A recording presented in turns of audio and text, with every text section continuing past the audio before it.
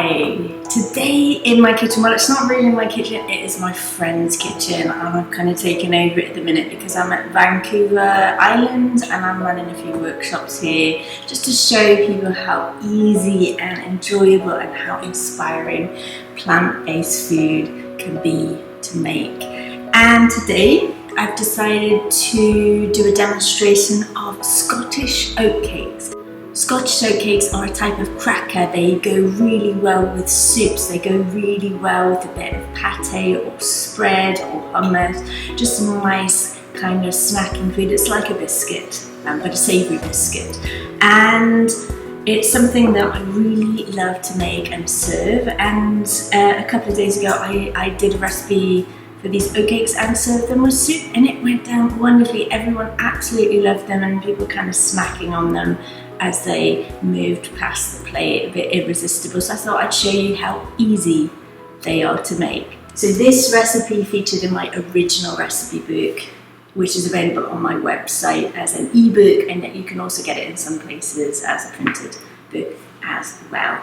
So first of all, I'm going to use gluten-free oats. You can use any oats for this. You can buy oat flour, which is basically oats that have been ground down. You can get a nut mill, a seed mill, a blender in a magic bullet. You can use a Nutri-Bullet, a blender, food processor. Get them down so you get a nice meal, so a nice floury texture from that.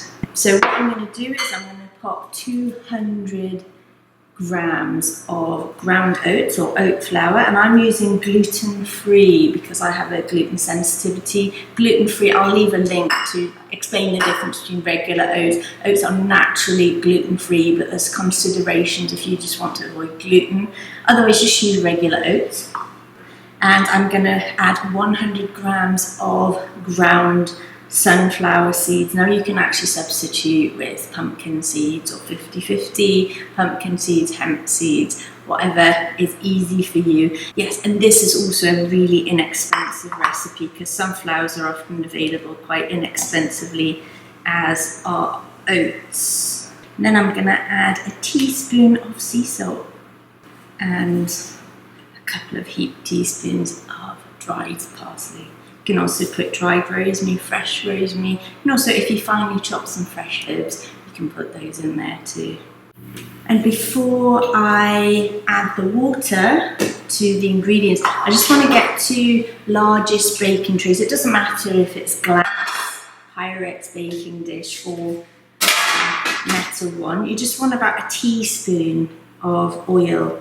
And then you're going to get 200 millilitres of water. Now we're only going to add about 3/4 of that to start with because you might not need that much. So basically you're going to add about 150 millilitres of water to this.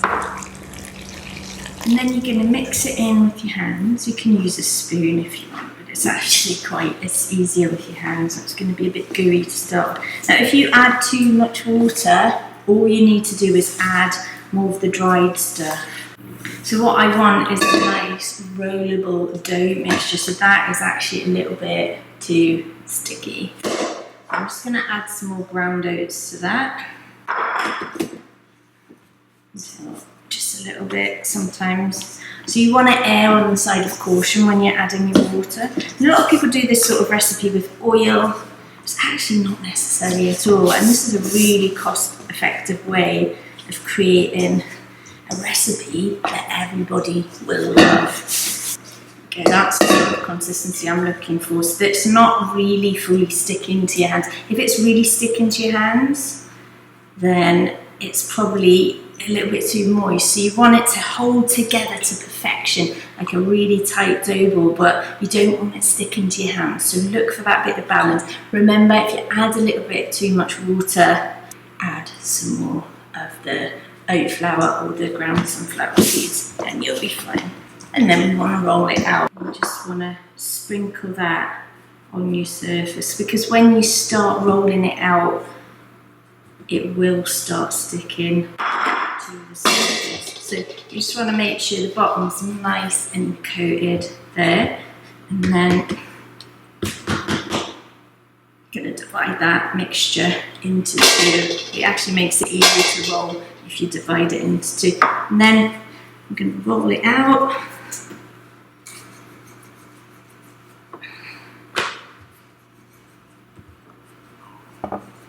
There we go.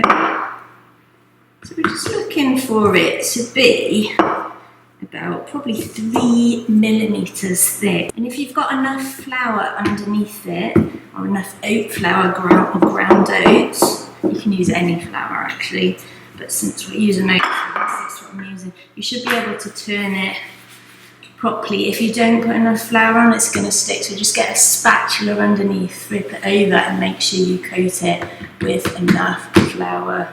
And then because I don't actually have any cookie cutters here, I can actually slice it up into little bits. If I want nice round bits, I can actually use glass. And then what we do is we push it down, give it a twist, and that should usually pop out. And so I've done that in 2 batches, and then I've got all these bits left over. So what I want to do with those is I probably don't need to put extra oat flour down to roll this. I want to get all the leftovers in a nice ball, and I'm just going to roll that out rather than trying to cut it into rounds and then getting a whole bunch of leftover edges. Again, what I'm actually going to do is get it about 3 millimeters thick.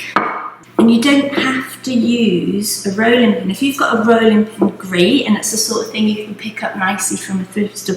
If you don't have a rolling pin, just get some sort of bottle or jar that has a flat edge to it and just use that. And what I'm going to do is I'm just going to cut that into nice triangular pieces. There you go, and you can have, if you want to neaten the edges off, you can.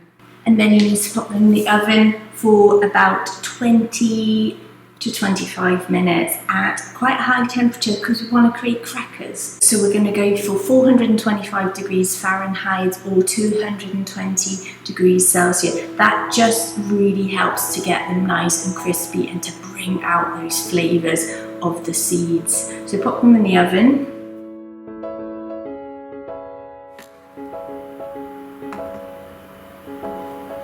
Okay, so they have baked to absolute perfection. So even just a few minutes after coming out of the oven, they've got that crunch. And if you kind of leave them a bit longer, they'll get even crunchier. You can store these in an airtight container once they've cooled down. They'll last for about a week, and if you can make them last that long. Remember, they serve with so many different things, and they're just like gorgeous little snacky food. They're not over the top, but they are perfect. Oh my goodness. So thanks for tuning in. If you like what you see here, please do come and subscribe to my YouTube channel. Come check me out on kindearth.net for recipes like this and a whole lot more. And I look forward to seeing you soon. Bye for now.